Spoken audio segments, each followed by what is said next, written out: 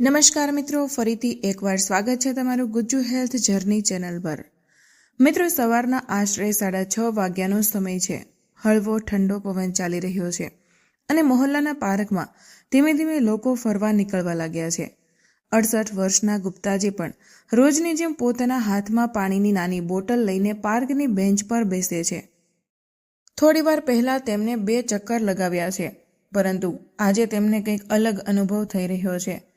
શરીરમાં હળવો થાક છે, જાણે પૂરી ઊંઘ લીધા પછી પણ શરીર પૂરી રીતે તાજગીભર્યું ન થયું હોય। તે જ સમયે તેમનો એક જૂનો મિત્ર ત્યાં આવે છે અને હસતા હસતા પૂછે છે કે શું વાત છે ગુપ્તાજી, આજે થોડા થાકેલા લાગો છો। ગુપ્તાજી ધીમેકથી કહે છે કે શું કહું, ડૉક્ટરે કાલે રિપોર્ટ જોઈને કહ્યું કે શુગર ફરી વધી ગઈ છે। સમજમાં નથી આવતું કે આખરે કઈ ભૂલ ક્યાં થઈ રહી છે। મીઠાઈ તો મેં મહિનાઓથી નથી ખાધી। આ સાંભળીને તેમનો મિત્ર કહે છે કે મીઠાઈ જ બધું નથી હોતી। ઘણીવાર રોજના ખોરાકમાં પણ કેટલીક વસ્તુઓ એવી હોય છે જે ધીમે ધીમે શુગર વધારી દે છે। ગુપ્તાજી થોડી ક્ષણ ચૂપ થઈ જાય છે, પછી વિચારે છે કે સાચે જ તે તો મીઠાઈ નથી ખાતા, ખાંડ પણ ઓછી કરી દીધી છે, પરંતુ રોજના શાકભાજી પર તો ક્યારેય ધ્યાન જ નથી આપ્યું। ઘરમાં જે બની જાય તે જ ખાઈ લે છે।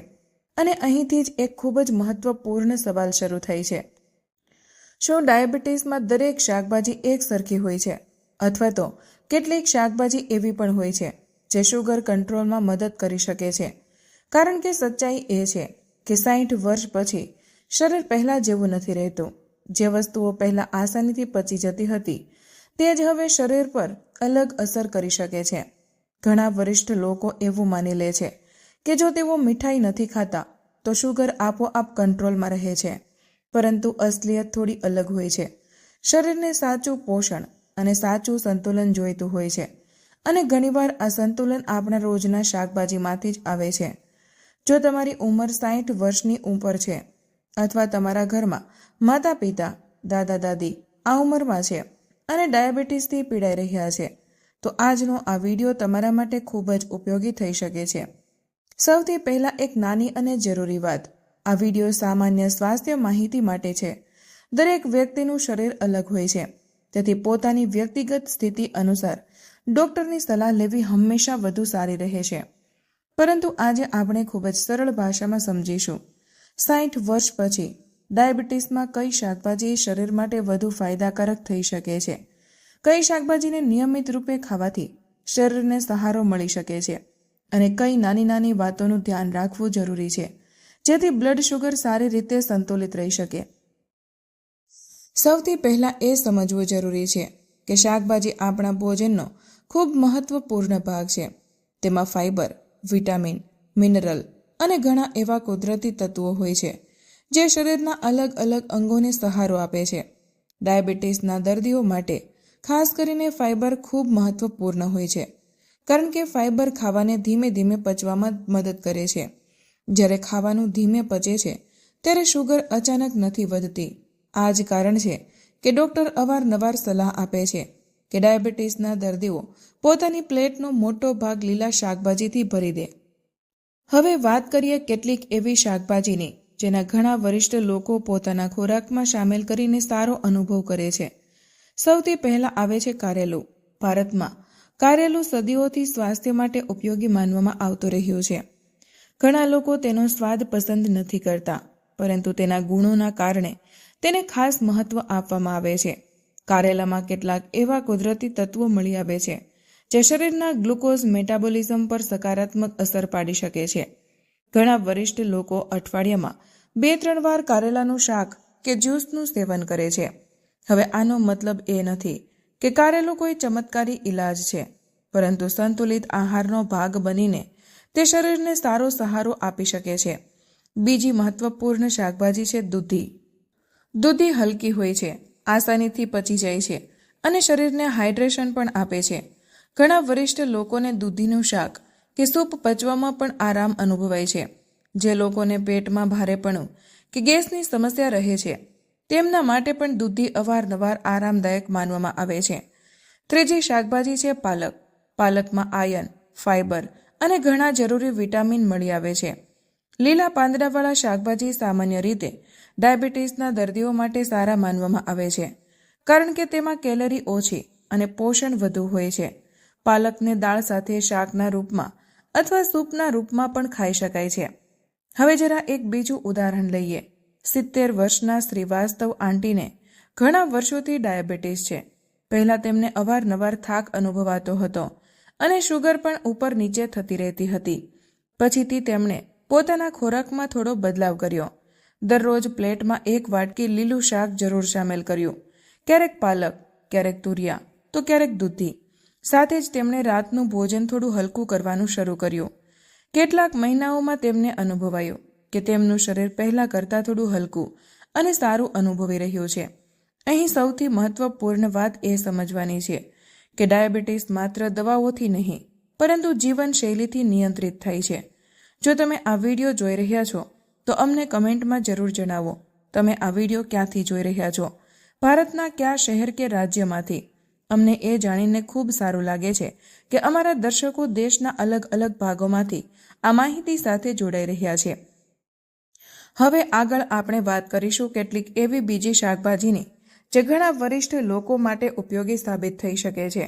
સાથે જ એ પણ સમજીશું કે શાક બનાવતી વખતે કઈ ભૂલોથી બચવું જોઈએ, કારણ કે ઘણીવાર શાક તો સાચું હોય છે, પરંતુ તેને રાંધવાની રીત તેના સ્વાસ્થ્ય પર અસર કરી દે છે. જો તમને આ માહિતી ઉપયોગી લાગતી હોય તો વિડીયોને લાઇક જરૂર કરો અને આવી જ ભરોસાપાત્ર સ્વાસ્થ્ય ટિપ્સ માટે ગુજ્જુ હેલ્થ જર્ની ચેનલને સબસ્ક્રાઇબ કરવાનું ભૂલશો નહીં, કારણ કે આગળ આપણે એવી એક શાકભાજી વિશે પણ વાત કરીશું જેને ઘણા લોકો સાધારણ સમજીને નજરઅંદાજ કરી દે છે, પરંતુ ઘણા ડોક્ટરો તેને ડાયાબિટીસવાળા દર્દીઓ માટે ખૂબ ઉપયોગી માને છે. અને કદાચ એ જ શાકભાજી તમારા રસોડામાં રોજ બનતી પણ હોય.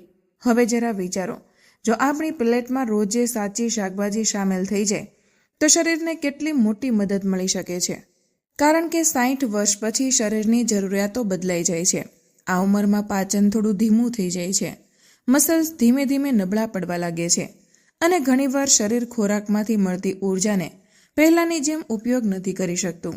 આ જ કારણે જો ખોરાકમાં એવી વસ્તુઓ સામેલ હોય જે ફાઇબરથી ભરપૂર હોય, હલકી હોય અને ધીમે ધીમે પચે તો બ્લડ શુગરને સંતુલિત રાખવામાં મદદ મળી શકે છે. હવે વાત કરીએ કેટલીક એવી શાકભાજીની જેને ઘણા ડોક્ટર અને ન્યુટ્રિશન એક્સપર્ટ ડાયાબિટીસના દર્દીઓ માટે ઉપયોગી માને છે. સૌથી પહેલાં આવે છે તુરિયા. તુરિયા ખૂબ જ હલકી અને આસાનીથી પચી જતી શાકભાજી છે. ઘણા વરિષ્ઠ લોકોને આ શાકભાજી એટલે પણ સારી લાગે છે કારણ કે તેને ખાધા પછી પેટ ભારે અનુભવાતું નથી. તેમાં પાણી અને ફાઇબર બંને સારી માત્રામાં હોય છે, જેનાથી પાચન પ્રક્રિયા સંતુલિત રહે છે. બીજી શાકભાજી છે પરવળ. પરવળને અવારનવાર લોકો સાધારણ સમજીને નજરઅંદાજ કરી દે છે, પરંતુ આ પણ એક હલકી અને પૌષ્ટિક શાકભાજી છે. તેમાં કેલરી ઓછી હોય છે અને ઘણા જરૂરી મિનરલ્સ મળી આવે છે. જો તેને ઓછા તેલમાં રાંધવામાં આવે તો આ ડાયાબિટીસવાળા લોકો માટે સારો વિકલ્પ થઈ શકે છે. ત્રીજી શાકભાજી છે મેથીના પાંદડા. મેથીને ભારતીય રસોડામાં લાંબા સમયથી સ્વાસ્થ્ય માટે ઉપયોગી માનવામાં આવતી રહી છે. ઘણા લોકો મેથીનું શાક કે મેથીના થેપલા ખાય છે, પરંતુ ડાયાબિટીસના દર્દીઓ માટે વધુ સારો રસ્તો એ છે કે મેથીને ઓછા તેલમાં શાકના રૂપમાં અથવા દાળ સાથે ભેળવીને ખાવામાં આવે. મેથીમાં ફાઇબરની માત્રા સારી હોય છે અને ઘણા લોકો તેને ખાધા પછી પેટમાં હળવાશ અનુભવે છે. હવે ચોથી શાકભાજીની વાત કરીએ, ટિંડોળા. ઘણા લોકોને ટિંડોળા સાધારણ લાગે છે, પરંતુ વરિષ્ઠ લોકો માટે આ પણ ખાસી હલકી અને પચવામાં સરળ શાકભાજી છે.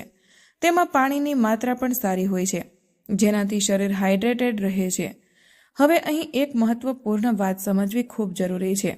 ઘણા લોકો વિચારે છે કે જો કોઈ શાકભાજી હેલ્ધી છે તો તેને જેટલી મરજી પડે તેટલી ખાઈ શકાય છે, પરંતુ અસલિયત એ છે કે સંતુલન સૌથી મહત્વપૂર્ણ હોય છે.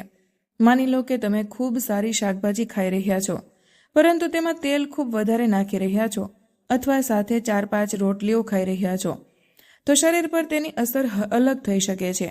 આ જ કારણ છે કે ડાયાબિટીસમાં ડોક્ટર હંમેશા કહે છે ખોરાકની માત્રા અને સંતુલન બંને જરૂરી છે. હવે એક નાની વાર્તા બીજી સાંભળો. 69 વર્ષના ચૌધરીજીને ઘણા વર્ષોથી ડાયાબિટીસ હતી.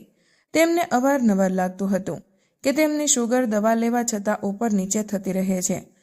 જ્યારે તેમણે પોતાના ખોરાક પર ધ્યાન આપવાનું શરૂ કર્યું તો તેમને એક વાત સમજાઈ. તેઓ શાકભાજી તો ખાઈ રહ્યા હતા, પરંતુ લગભગ દરેક શાકમાં તેલ અને મસાલો ખૂબ વધારે હોતો હતો. પછી તેમણે એક નાનો બદલાવ કર્યો. ઘરમાં શાક ઓછા તેલમાં બનવા લાગ્યું. પ્લેટમાં અડધી જગ્યા શાક અને સલાડે લઈ લીધી અને રોટલીની માત્રા થોડી ઓછી કરી દીધી. કેટલાક જ મહિનાઓમાં તેમને અનુભવાયું કે તેમનું શરીર પહેલાં કરતાં હલકું અનુભવી રહ્યું છે અને રિપોર્ટ પણ સારા આવવા લાગ્યા છે. આ કોઈ ચમત્કાર નહોતો, આ ફક્ત નાના નાના બદલાવોની અસર હતી. જો તમે પણ આ વિડીયો જોઈ રહ્યા છો તો અમને કમેન્ટમાં જરૂર જણાવો, તમે આ વિડીયો ક્યાંથી જોઈ રહ્યા છો? શું તમે કોઈ મોટા શહેરમાંથી છો કે કોઈ નાના નગર કે ગામમાંથી? અમને એ જાણીને ખૂબ સારું લાગે છે કે ગુજ્જુ હેલ્થ જર્ની ચેનલની માહિતી દેશના અલગ અલગ ભાગો સુધી પહોંચી રહી છે. હવે અહીં એક બીજી જરૂરી વાત સમજી લઈએ. ડાયાબિટીસમાં ફક્ત એ જાણવું જરૂરી નથી કે કઈ શાકભાજી ખાવી જોઈએ, એ જાણવું પણ એટલું જ જરૂરી છે કે શાક કેવી રીતે બનાવવું જોઈએ. કારણ કે ઘણીવાર શાક તો સારું હોય છે, પરંતુ તેને રાંધવાની રીત તેના સ્વાસ્થ્ય પર અસર કરી દે છે. ઉદાહરણ માટે, જો કોઈ શાકભાજીને ખૂબ વધારે તેલમાં તળવામાં આવે અથવા તેમાં ખૂબ વધારે મીઠું અને મસાલા નાખી દેવામાં આવે તો તેનું પોષણ ઓછું થઈ શકે છે. તેથી વધુ સારો રસ્તો એ છે કે શાકભાજીને હળવા મસાલા અને ઓછા તેલમાં રાંધવામાં આવે. ક્યારેક ક્યારેક બાફેલી કે વરાળમાં રાંધેલી શાકભાજી પણ શરીર માટે સારી માનવામાં આવે છે. અને હા, એક નાની આદત બીજી પણ ખૂબ ઉપયોગી થઈ શકે છે. જ્યારે પણ તમે ખાવાનું ખાઓ, કોશિશ કરો કે પ્લેટમાં શાકભાજી પ્લસ સલાડ પ્લસ દાળનું સંતુલન જળવાઈ રહે. આનાથી શરીરને અલગ અલગ પોષક તત્વો મળે છે અને પાચન પણ સારું રહે છે. જો તમને આ માહિતી ઉપયોગી લાગી રહી હોય તો આ વિડીયોને લાઇક જરૂર કરજો અને આવી જ ભરોસાપાત્ર સ્વાસ્થ્યને લગતી માહિતી માટે ગુજ્જુ હેલ્થ જર્ની ચેનલને સબસ્ક્રાઇબ કરવાનું ભૂલશો નહીં. અત્યાર સુધી આપણે સમજ્યા કે કેટલીક શાકભાજી એવી હોય છે જે શરીરને હલકું રાખે છે, પાચનને સારું બનાવે છે અને સંતુલિત આહારનો ભાગ બનીને શુગર કંટ્રોલમાં મદદ કરી શકે છે. પરંતુ અહીં એક બીજી જરૂરી વાત સમજવી ખૂબ જરૂરી છે. ઘણીવાર સમસ્યા ફક્ત એ નથી હોતી કે આપણે શું ખાઈ રહ્યા છીએ, પરંતુ એ પણ હોય છે કે આપણે શું ભૂલ કરી રહ્યા છીએ. કારણ કે ઘણા વરિષ્ઠ લોકો અજાણતામાં કેટલીક એવી નાની નાની ભૂલો કરી દે છે જેના લીધે શુગર વારંવાર વધી જાય છે. સૌથી પહેલી ભૂલ, શાકભાજીમાં ખૂબ વધારે બટાકા નાખવા. ભારતના ઘણા ઘરોમાં લગભગ દરેક શાકમાં થોડા ઘણા બટાકા નાખવાની આદત હોય છે. સ્વાદ માટે આ ઠીક લાગી શકે છે, પરંતુ ડાયાબિટીસવાળા લોકોને એ સમજવું જોઈએ કે બટાકામાં કાર્બોહાઈડ્રેટની માત્રા વધારે હોય છે. જો દરેક શાકમાં બટાકા નાખી દેવામાં આવે તો ધીમે ધીમે તેની અસર બ્લડ શુગર પર પડી શકે છે. બીજી સામાન્ય ભૂલ, શાકભાજીમાં ખૂબ વધારે તેલ અને મસાલો નાખવો. ઘણા લોકો વિચારે છે કે જો શાક સ્વાદિષ્ટ હશે તો જ ખાઈ શકાશે, તેથી તેમાં તેલ થોડું વધારે નાખી દે છે. પરંતુ વધારે તેલ શરીર માટે ભારે થઈ શકે છે અને વજન વધવાનું કારણ પણ બની શકે છે. અને જ્યારે વજન વધે છે ત્યારે ડાયાબિટીસને નિયંત્રિત કરવું વધુ કઠિન થઈ જાય છે. ત્રીજી ભૂલ, પ્લેટમાં શાક ઓછું અને રોટલી વધારે રાખવી. ડાયાબિટીસમાં ડોક્ટર અવારનવાર સલાહ આપે છે કે પ્લેટનો મોટો ભાગ શાકભાજી અને સલાડથી ભરેલો હોવો જોઈએ, પરંતુ ઘણા લોકો એવું વિચારે છે, 2-3 રોટલી ખાઈ લે છે અને શાક ખૂબ થોડું લે છે. આનાથી શરીરમાં કાર્બોહાઈડ્રેટ વધારે જાય છે અને શુગર જલ્દી વધી શકે છે. ચોથી ભૂલ, શાકભાજી નિયમિત રૂપે ન ખાવી. કેટલાક લોકો અઠવાડિયામાં 2-3 દિવસ જ લીલા શાકભાજી ખાય છે, બાકીના દિવસોમાં વધારે તળેલી કે ભારે વસ્તુઓ ખાઈ લે છે. પરંતુ શરીરને ફાયદો ત્યારે જ મળે છે જ્યારે સાચો ખોરાક નિયમિત રૂપે ખાવામાં આવે. અને પાંચમી ભૂલ, જમ્યા પછી તરત બેસી જવું. ઘણા વરિષ્ઠ લોકો જમ્યા પછી સીધા ટીવી સામે બેસી જાય છે અથવા સૂઈ જાય છે, પરંતુ જો જમ્યા પછી 5-10 મિનિટ હળવું ચાલી લેવામાં આવે તો પાચન સારું થાય છે અને શરીરને પણ આરામ મળે છે. હવે જરા એક બીજી નાની વાર્તા સાંભળો. 72 વર્ષના સક્સેનાજીને ઘણા વર્ષોથી ડાયાબિટીસ હતી. પહેલા તેમનો શુગર રિપોર્ટ અવારનવાર ઉપર નીચે થતો રહેતો હતો. તેઓ પરેશાન રહેતા. તેમના ડોક્ટરે તેમને ફક્ત 3 નાની નાની આદતો બદલવા કહ્યું. પહેલી, દરરોજ પ્લેટમાં 1 વાટકી લીલું શાકભાજી જરૂર સામેલ કરવું. બીજું, જમ્યા પછી 10 મિનિટ હળવું વોક કરવો. ત્રીજું, શાકભાજીમાં તેલ ઓછું રાખવું. શરૂઆતમાં તેમને લાગ્યું કે આટલો નાનો બદલાવ કદાચ વધારે ફરક નહીં લાવે, પરંતુ ધીમે ધીમે કેટલાક મહિનાઓમાં તેમણે અનુભવ્યું કે તેમનું શરીર પહેલાં કરતાં સારું અનુભવી રહ્યું છે અને તેમનો રિપોર્ટ પણ પહેલાં કરતાં સંતુલિત આવવા લાગ્યો છે. આ વાર્તા આપણને એક ખૂબ મહત્વપૂર્ણ વાત શીખવે છે. ડાયાબિટીસ કોઈ એવી સમસ્યા નથી જેને ફક્ત દવાઓથી જ નિયંત્રિત કરી શકાય. દવા જરૂરી હોઈ શકે છે, પરંતુ તેની સાથે સાથે જીવનશૈલી, ભોજન અને રોજિંદી આદતો પણ એટલી જ મહત્વપૂર્ણ હોય છે. જો તમે પણ આ વિડીયો જોઈ રહ્યા છો અને તમારી ઉંમર 60 વર્ષથી ઉપર છે, તો એક વાત હંમેશા યાદ રાખો. શરીર આપણને નાના નાના સંકેતો આપે છે. જો શરીરમાં વારંવાર થાક અનુભવાય છે, જો પગમાં ઝંઝણાટી થવા લાગે છે, જો વારંવાર તરસ લાગે છે, અથવા જો અચાનક વજન ઓછું થવા લાગે છે, તો આ સંકેતોને નજરઅંદાજ ન કરવા જોઈએ. એવી સ્થિતિમાં પોતાના ડૉક્ટરની સલાહ લેવી જરૂરી હોય છે. અને જો તમને આ માહિતી ઉપયોગી લાગી રહી હોય તો વિડીયોને લાઇક જરૂર કરજો અને તેને એ લોકો સાથે શેર કરો જેમના ઘરમાં માતા પિતા કે દાદા દાદી ડાયાબિટીસથી પીડાઈ રહ્યા છે. કારણ કે ઘણીવાર સાચી માહિતી કોઈકના જીવનને વધુ સારું બનાવી શકે છે. અને હા, જો તમે હજુ સુધી ગુજ્જુ હેલ્થ જર્ની ચેનલને સબસ્ક્રાઇબ નથી કરી તો અત્યારે જ સબસ્ક્રાઇબ કરી લો. અહીં આપણે આવી જ સરળ અને ભરોસાપાત્ર સ્વાસ્થ્યને લગતી માહિતી શેર કરતા રહીએ છીએ, ખાસ કરીને વરિષ્ઠ લોકો માટે. અને જતાં અમને કમેન્ટ બોક્સમાં જરૂર જણાવો તમે આ વિડીયો ક્યાંથી જોઈ રહ્યા છો. શું તમે કોઈ શહેરમાંથી છો કે કોઈ ગામમાંથી? તમારી ઉંમર કેટલી છે? અમને એ જાણીને ખૂબ સારું લાગશે કે અમારા દર્શકો દેશના અલગ અલગ ભાગોમાંથી આ પરિવારનો હિસ્સો બની રહ્યા છે. અંતમાં બસ એટલું જ કહેવા માંગીશ કે 60 વર્ષ પછી સ્વાસ્થ્યનું ધ્યાન રાખવું વધુ જરૂરી થઈ જાય છે, પરંતુ તેનો મતલબ એ નથી કે જીવન કઠિન થઈ ગયું છે. સાચી માહિતી, સંતુલિત ભોજન અને સકારાત્મક વિચાર સાથે આપણે આ ઉંમરમાં પણ સ્વસ્થ અને સક્રિય જીવન જીવી શકીએ છીએ. પોતાનું ધ્યાન રાખો, પોતાના પરિવાર સાથે ખુશ રહો અને યાદ રાખો, નાના નાના બદલાવ જ લાંબા સમયમાં મોટો ફરક લાવે છે.